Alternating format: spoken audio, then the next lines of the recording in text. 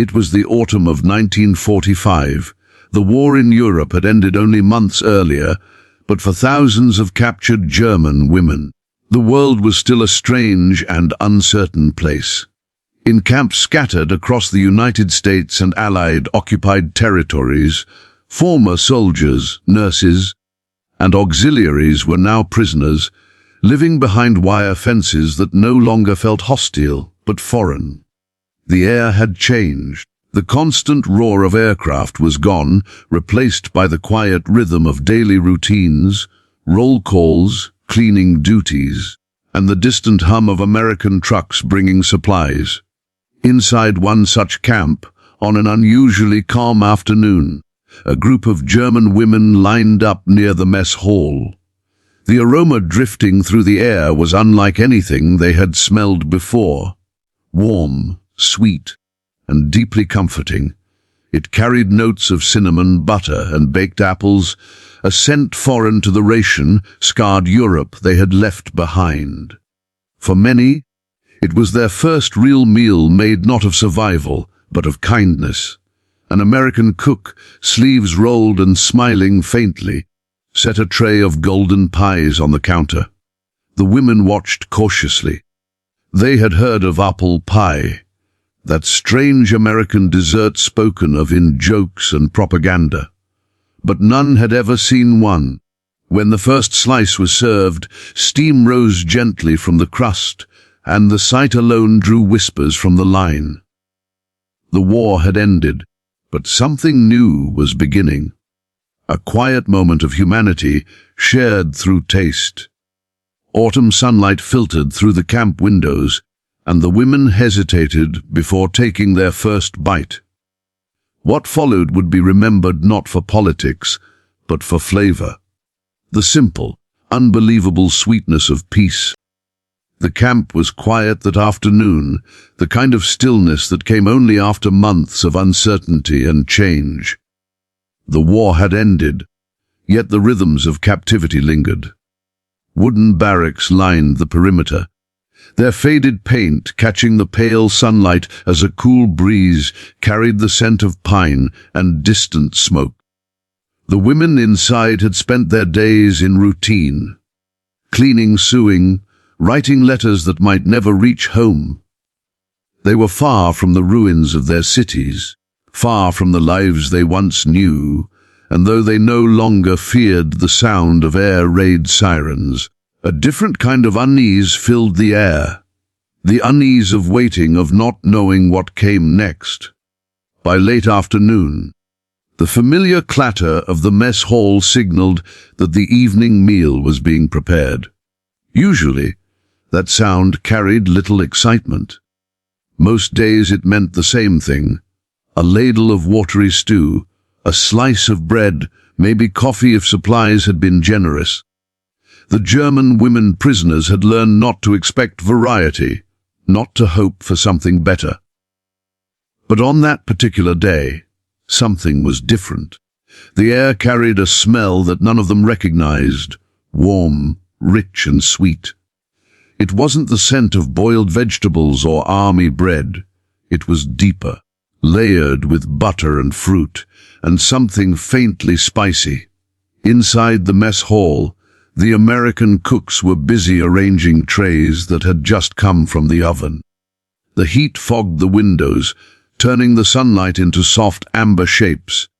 A tall man wearing a stained white apron set a tray down and smiled at the sight of the steam curling upward.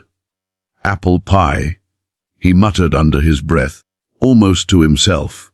It was a recipe he'd made countless times back home in Kansas, but never like this. Never for the people who had once been his country's enemies. The pies had been baked with leftover flour and canned apples, a small luxury that came from surplus rations. No one had expected much of it, but the smell had drawn attention long before the first slice was served. When the women were called to line up, most assumed it was just another meal. But as they stepped into the hall, the aroma hit them. Unfamiliar, almost disarming, They exchanged glances, their faces marked by suspicion and curiosity. "Was it das?" One whispered under her breath, "What is that?" Another shook her head, eyes narrowing slightly.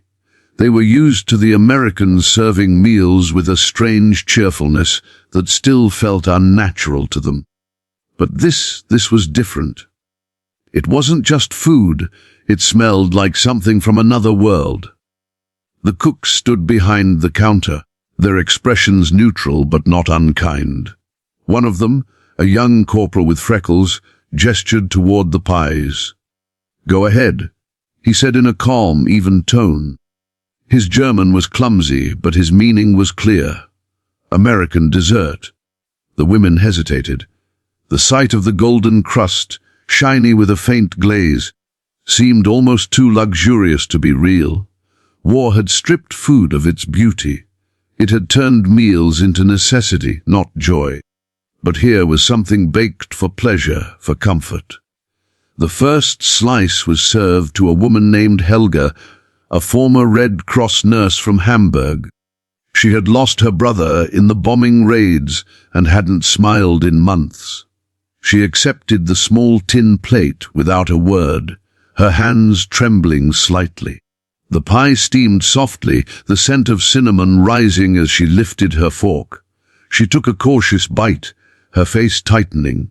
Then, slowly, her expression changed. Her eyes widened. The texture was soft, buttery, and warm. The sweetness of the apple mixed with the spice in a way she couldn't describe. For a moment, she forgot she was in a camp. She forgot the fences, the uniforms, the silence. Around her, the others began to eat. At first, there was quiet. The cautious chewing of people unsure of how to react. Then came the soft sounds of approval, low murmurs of surprise. A few women began to smile, their faces lighting up in a way no one had seen since the war ended. "It tastes like home," one whispered, though none could remember ever eating anything quite like it. It was not German. It was distinctly, unmistakably American. Yet it reached them in a place beyond nationality, beyond war. The atmosphere shifted almost visibly. The mess hall, once filled only with the scrape of spoons and the echo of orders, now hummed with laughter. The kind of laughter that starts small and grows before anyone realizes it. It was soft at first, uncertain, as though the sound itself might offend someone, but then it grew freer, warmer. The cooks exchanged glances, surprised. They hadn't meant to make an emotional gesture. They'd simply baked something familiar from home. But watching the women react, something in them softened too. Helga turned to the woman beside her, a former translator named Erika, and said in hesitant English, "It is unbelievable." The word carried both wonder and disbelief, a bridge between languages that suddenly didn't matter. The corporal behind the counter smiled faintly. "That's the idea," he replied. For those few minutes, the war seemed to fade from memory. The women who had once been enemies of the state were simply people again, hungry, human, and moved by something as simple as taste. The act of eating became something sacred. It wasn't about winning or losing anymore. It was about remembering what life could feel like before it was divided by flags and uniforms. The pies disappeared quickly, and when the trays were empty, a hush returned. But it wasn't the heavy silence of tension, it was the silence that follows contentment. Some of the women leaned back in their chairs, hands resting on their laps, eyes distant but calm. Others wiped their eyes discreetly, embarrassed by their own emotions. They didn't know why something as small as a piece of pie had touched them so deeply. But perhaps it was because it reminded them that kindness could exist even here. Outside, the late sun slanted across the camp yard. The barbed wire cast long, delicate shadows across the dirt. For once, it didn't feel like a prison. It felt like a pause, a waiting place between a terrible past and an uncertain future. The women lingered near the mess hall, talking softly. They spoke of flavors, of recipes, of memories of fruit trees back home that had long been bombed away. The cook stepped out onto the steps, wiping his hands on a towel. He watched them for a while, then went back inside. In the years that followed, some of those women would speak about that day in letters and interviews. Not about punishment or fear, but about the moment they tasted something that reminded them life could be gentle again. For some, it was the first time they'd felt human since the war began. For others, it was the day they began to see their captors not as enemies, but as people. The camp returned to its routines soon enough. The roll calls, the laundry, the endless waiting. But the scent of apple pie lingered in their memory, tied forever to that single afternoon when the world seemed to thaw just a little. Behind the counter, the smell of cinnamon and baked apples still hung in the air. The American cooks moved slowly, their faces flushed from the heat of the ovens, their aprons streaked with flour. The noise of plates clinking and quiet murmurs from the prisoners filled the space. But it was a different kind of sound, softer, calmer, almost human. The cooks had spent months feeding these women, following schedules, portioning rations, counting supplies down to the last grain of sugar. They had learned to expect little in return: blank stares, silence, sometimes a cautious nod. But today, something had changed.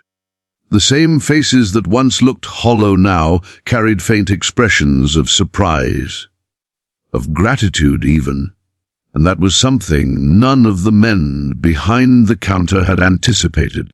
One of the cooks, Sergeant Daniel Hayes, had been drafted into the army from a small town in Ohio.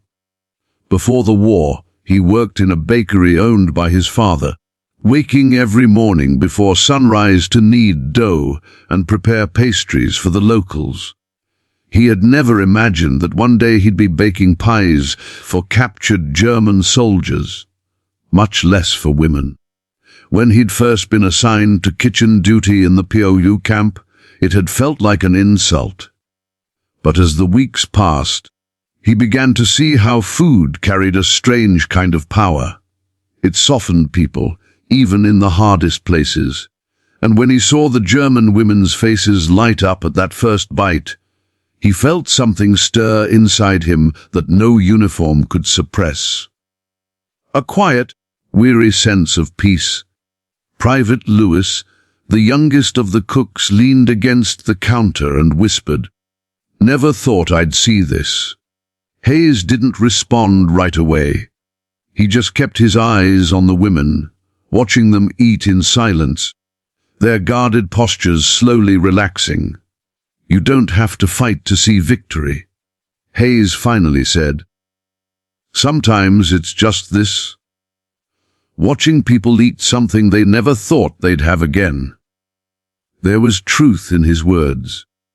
Many of the Americans working there were veterans of Europe, men who had seen bombed cities, starving civilians, and soldiers reduced to ghosts of themselves.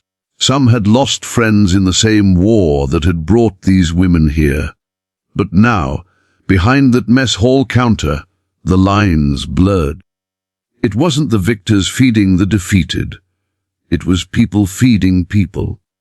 And that realization carried more weight than any victory parade. The ovens still glowed faintly as Hayes reached for another pie. The crust crackled slightly as he cut through it, releasing another puff of steam that filled the air with warmth. "We could have thrown this away," he said quietly. "But we didn't." He didn't say it for praise. It was just a thought, a quiet reflection.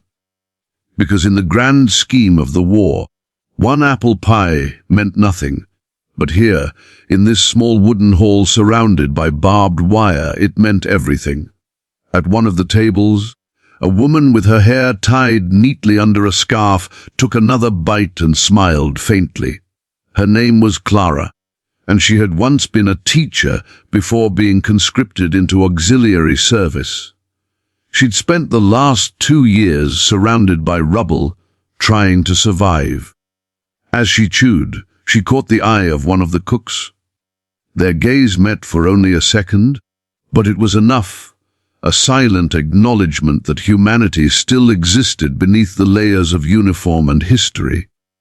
It was a strange, fragile moment, one that neither of them would forget. Across the room, conversation had begun to grow. A few of the women, hesitant at first, began to share quiet laughter. Words in German mixed with the occasional English phrase, simple ones like, "thank you," spoken softly but sincerely. The cooks didn't understand much, but they didn't need to. The tone said enough. It was no longer a hall divided by nationality. It was a shared space, however temporary, where the war had momentarily lost its grip. Hayes took off his cap, wiped the sweat from his brow, and leaned on the counter. He looked around at the walls, at the rough tables, at the faces now alive with small expressions of contentment. He remembered his time in France, the cold, the hunger, the endless marching. He remembered seeing German towns reduced to rubble, and he remembered the hate that had filled him then. But standing here, watching these women eat a meal he'd baked with his own hands, he realized that hate was exhausting. Feeding someone, though, that was simple. That was human. Private Lewis chuckled quietly as one of the women gestured for a second slice. "Guess they like it?" he said, his voice laced with disbelief. Hayes smirked faintly. "Guess so. Can't blame them. First time I had my mom's pie after basic training, I nearly cried." The younger soldier laughed, shaking his head. "Don't tell the others that, Sarge. They'll never let you live it down." Hayes shrugged. "Maybe it's time they remember that we're all human. Even them." Another cook, Corporal Jenkins, who had lost his brother at Normandy, stood at the far end of the counter. He'd been quiet all day, his usual sarcasm replaced by something distant. When the women began to smile, he found himself unexpectedly moved. He'd hated the Germans, truly hated them. But as he watched these women, weary and far from home, he realized his hatred had nowhere left to go. It had burned itself out in the fire of too many losses. What replaced it wasn't forgiveness exactly, but understanding, a quiet recognition that they were all victims of the same storm. Outside, the camp guards leaned casually against the fence, talking among themselves. They, too, had noticed the shift. The mood inside the camp was different tonight, lighter, almost tender. Word spread quickly through the barracks that something unusual had happened. The Americans had baked apple pies for the Germans. It sounded impossible, even absurd. But for those who were there, it wasn't a rumor. It was a memory being made. As the meal drew to a close, the cooks began clearing trays and wiping the counters. The women returned their plates one by one, some offering small smiles, others murmuring soft words of thanks.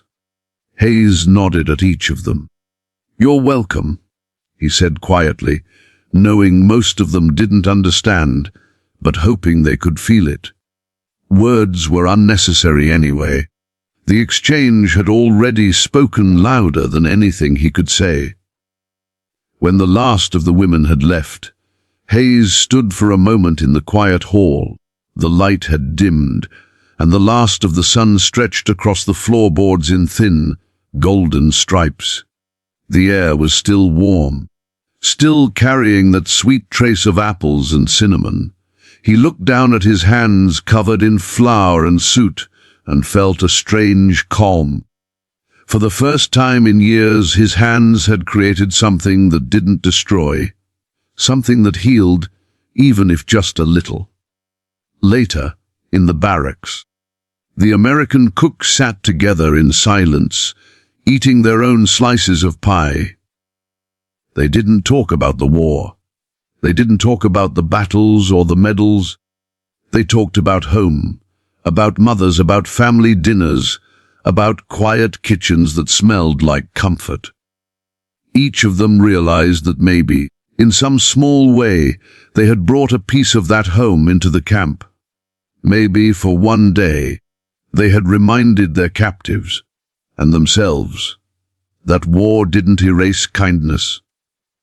For the German women, that kindness lingered long after the meal ended. Many of them would later describe it as a turning point, not of politics, but of the heart. The realization that the same hands that once aimed rifles could also bake, could also offer something warm and human, left a lasting impression. They had tasted something more than food. They had tasted peace in its simplest, purest form. In that modest wooden hall the ovens cooled, the plates were stacked, and night fell quietly over the camp. But the warmth of that day, the scent, the smiles, the unspoken understanding, would outlast the fences that surrounded them. It became a memory that crossed borders, living in both hearts, the givers and the receivers. The sun had dipped low beyond the horizon, leaving behind a soft amber glow that spread across the quiet camp. Evening had come, gentle and calm, carrying with it a rare stillness. The hum of daytime activity had faded, the clatter of utensils, the shuffle of boots on gravel, the brief bursts of conversation, all replaced by the quiet murmur of women gathered near the edges of their barracks. The air was cool now, filled with the faint scent of smoke rising from small campfires and the lingering sweetness of baked apples that still hung, almost ghost-like, in the air. The day had passed, but its memory had not. For the German women prisoners, that afternoon had been unlike any other. For months, they had existed in a numb rhythm, waking to the sound of guards, lining up for roll call, eating in silence, working through tasks that filled the hours but not the heart. Many of them had stopped thinking of small joys entirely. Yet now, after something as simple as a slice of pie, their minds refused to quiet. The taste had been foreign, unfamiliar, yet deeply comforting, as though it had unlocked something buried beneath the exhaustion of war and captivity. Clara sat near one of the barracks, her back against the wooden wall. The sky above her was painted in deep shades of purple and gold, fading toward night. She held her tin plate on her lap, tracing its edge absently with her fingers. The crust crumbs were gone, but the scent still lingered faintly. Around her, a few others sat in small groups, whispering softly, their voices carrying in the cool air. The tone of their talk was different now, lighter, almost tender. It was not about home or politics or the uncertain future that awaited them. It was about that small moment of sweetness that had broken through the hardness of their world. Across the yard, Helga, the nurse from Hamburg, was laughing, a quiet, tired laugh, but genuine. It startled even her. She couldn't remember the last time she'd heard herself make that sound. She looked up at the fading sky and whispered, "So much death, and yet here we are, laughing over pie." The woman beside her smiled. "Maybe that's how life reminds us it's still here." They didn't say more after that. Words often failed in such moments. Silence carried more truth. The American guards walked their usual rounds, their boots crunching lightly on the gravel. They glanced toward the women now and then, But there was no tension tonight, no harsh voices. Even the guards could feel the change. The camp had a different atmosphere. Something gentle had settled over it, something neither side could quite explain. The fences were still there, the rules still in place, but the invisible wall that had kept the prisoners and their keepers apart seemed thinner now, fragile, as if a single act of kindness had cracked it open. As night deepened, the campfires glowed brighter. The women gathered closer to their warmth, pulling blankets around their shoulders. Someone began to hum, softly, hesitantly, a German folk tune that spoke of home and autumn fields. Others joined in, their voices blending, not loudly but enough to be heard drifting through the night. A few American soldiers nearby paused to listen. They didn't recognize the words, but they understood the feeling. It wasn't a song of defiance, it was a song of memory, of what once was, of what might still be. For many of the prisoners, the pie had stirred memories they had long tried to forget. One woman remembered the orchard outside her childhood home, the smell of apples after rain, the laughter of her mother, calling her inside before supper. Another thought of the bakery in her town that had closed when the war took everything. Its sweet smells replaced by smoke and fear. Now, sitting under the foreign stars of a distant land, those memories returned with a bittersweet clarity. The taste of the pie had brought them back. As if for one afternoon, time had folded in on itself and given them a piece of peace they thought was gone forever. The camp's generator hummed faintly in the distance, the only modern sound against the quiet hum of night insects. Somewhere, a dog barked, and the echo rolled off the hills beyond the wire fence. Inside the mess hall, the cooks were cleaning up, their voices low and weary. The scent of cinnamon still lingered there too, soaked into the wooden walls. Sergeant Hayes paused at the door, looking out across the dim yard. He could see the faint glow of the women's fires and hear their soft voices carried by the wind. He didn't understand their words, but he could feel their peace. For the first time since his deployment, he thought of his own home, his mother's kitchen. The smell of pie cooling on the windowsill, the calm of evenings untouched by war. He stood there for a long moment before quietly closing the door. The act of feeding those women had done something he hadn't expected. It had made him feel whole again, if only for a moment. The bitterness that had built up over years of fighting, of loss, of seeing too much death. It felt lighter now.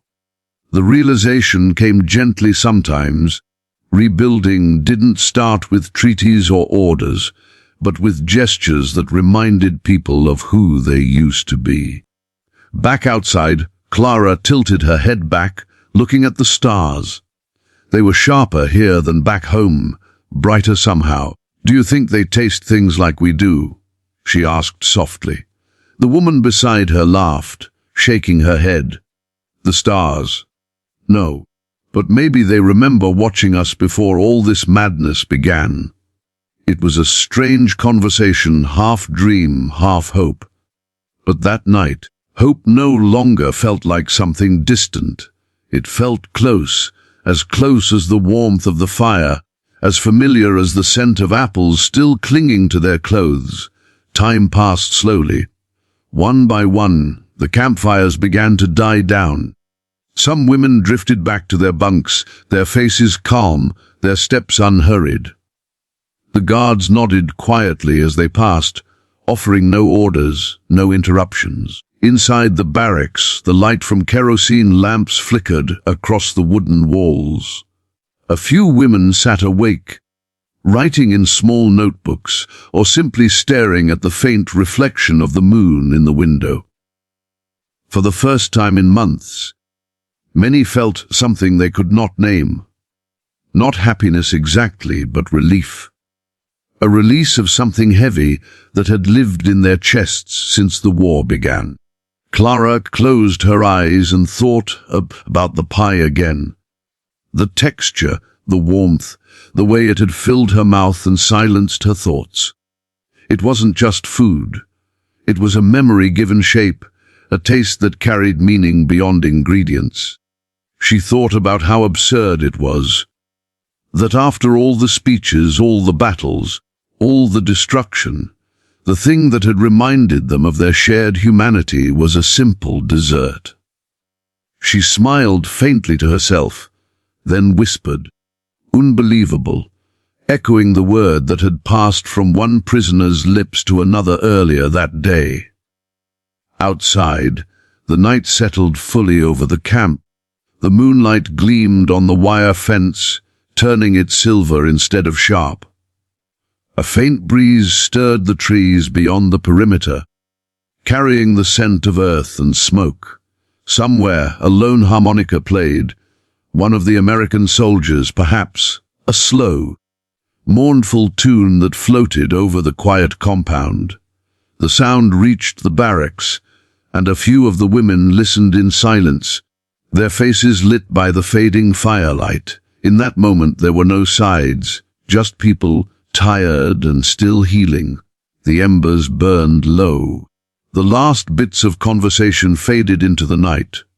And yet the feeling lingered, that strange, gentle connection formed through something as ordinary as a meal.